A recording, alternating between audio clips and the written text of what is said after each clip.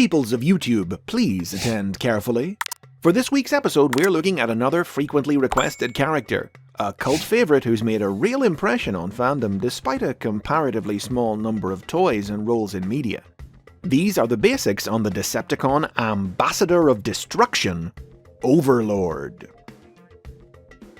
The original Overlord toy was released exclusively in Japan in 1988, the 15-inch tall centerpiece of that year's range of Decepticon figures. His robot mode was formed from two separate vehicles that combined together, a tank and a jet, which could also link up to form a base. Overlord was a Godmaster, the Japanese name for the toys known in English-speaking markets as Power Masters. He came packaged with two minifigures named Giga and Mega, who transformed into engines that plugged into special sockets on the vehicles. Overlord could only transform when these two engines were in place, unlocking the joints necessary to convert the toy. Once he was in robot mode, they could also activate spring-loaded weapons hidden in his abdomen. As seen in the Japanese exclusive animated series, Super God Masterforce, Overlord started out as a lifeless robot body known as a Transtector, one of several stolen from the Autobots by the Decepticons' new leader, the evil energy being Devil Zed. Seeking to create the ultimate life form by fusing human beings and Transformers together, Devil Zed recruited humans and gave them the power of the Masterforce that allowed them to combine with and control the Transtectors. Husband and wife team Giga and Mega were linked to the Overlord Transtector. Giga piloted the Giga Tank, and Mega the Mega Jet, with Giga appearing to have primary control of their combined robot form. It went unmentioned in the cartoon, but the Masterforce manga explained that Devil Zed found the couple after they had drowned at sea, and used his unearthly powers to resurrect them to serve as his proxies, the leaders and parental figures of a cult-like family of human Decepticons. Overlord had the ability to negate the healing powers of other Godmasters, which allowed him to defeat the Autobot Godmaster Jinrai in their first encounter, leading to a long-standing rivalry and numerous battles between the two. However, Devil Zed's hatred of humanity eventually grew too much for Giga and Mega to bear. They were proud of their human heritage, and turned on him when he attempted to destroy all of mankind. For their betrayal, Devil Zed forcibly separated Giga and Mega from the Overlord Transtector, killing them and bringing the Transtector to life as a Cybertronian lifeform in its own right. After Jinrai destroyed Devil Zed, this entirely robotic Overlord left Earth with the other Decepticons, but would return in 1990's Transformers Zone as one of 9 generals assembled by the newest Decepticon leader, Violin Jiger. The Overlord toy never made it to North America, but in 1991, it was released in Europe and Australasia.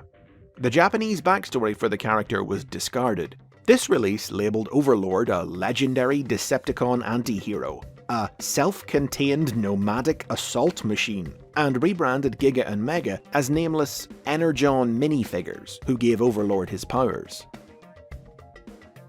It was in 2003 that Overlord finally appeared on American store shelves, but only in the form of a small PVC figurine, a surprising inclusion in the Heroes of Cybertron line of figures that Hasbro had imported from Japan.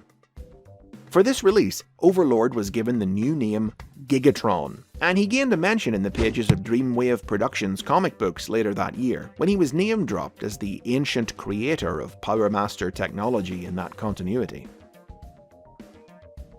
American audiences got their first major exposure to Overlord in the 2010 comic book Last Stand of the Wreckers from IDW Publishing. Irish writer-artist Nick Roche had owned the European release of the Overlord toy as a kid, and brought him new fame by featuring him as the villain of the series, a rogue Decepticon super warrior who was obsessed with Megatron, the only opponent who had ever defeated Overlord in the Decepticon gladiator pits. The cruel, sadistic Overlord seized control of the Autobot prison Garrus 9, hoping the horrific display he put on there would catch Megatron's attention and lure him in for the rematch he so desperately desired. But instead, it was the Autobot commando unit the Wreckers who arrived to liberate the prison and defeat Overlord. In later comics, Overlord would return to menace the crew of the starship Lost Light, and finally got his chance for a rematch with Megatron, only to discover that the former Decepticon leader had grown old and renounced violence. His life's goal having suddenly lost all meaning, Overlord fell in with the mad scientist Tarantulas, whose experiments into organic alternate modes led to Overlord attaining the power to transform into a human. In this new form, under the identity of Megan Guiglione, a name that paid homage to Mega and Giga from Masterforce, Overlord entered politics and stoked the fires of anti-Transformer hatred among humanity.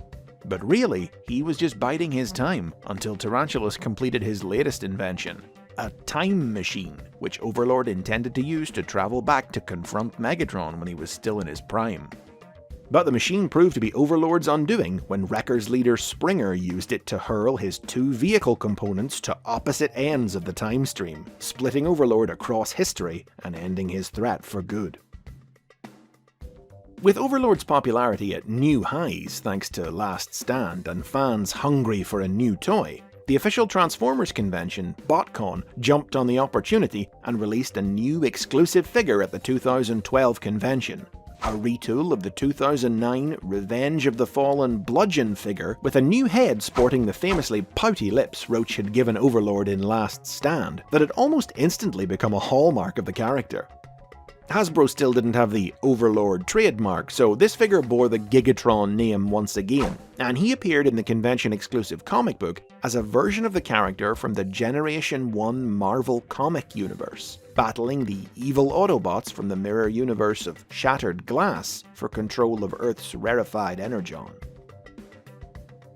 Finally, after years of waiting, a brand new Overlord toy was released as part of the Titans Return toy line in 2017, this time using the character's original Japanese name.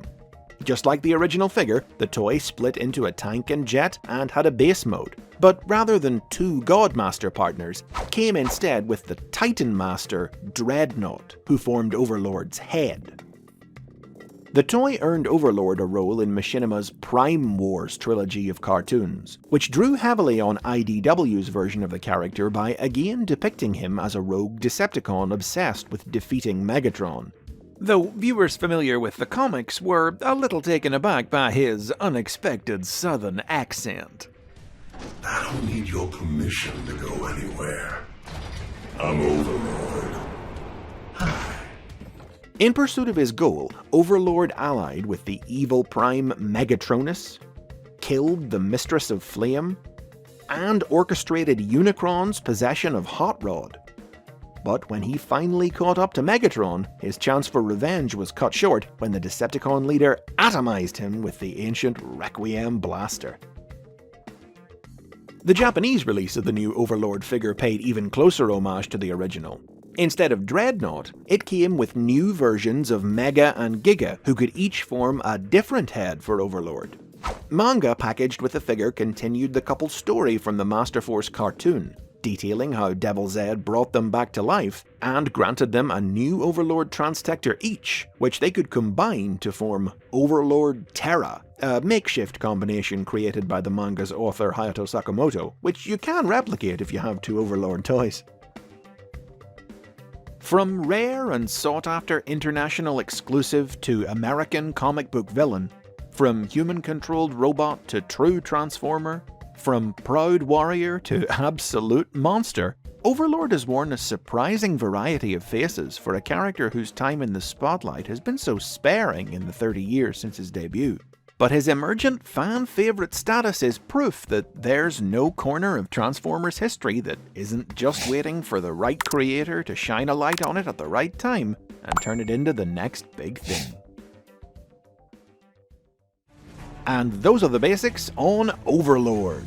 How did you first encounter him? Was it Masterforce, the European toy, IDW, or is the basics the first you've ever heard of him? If so, that's even more incentive than usual to like, share, and subscribe for more from the world of the Transformers.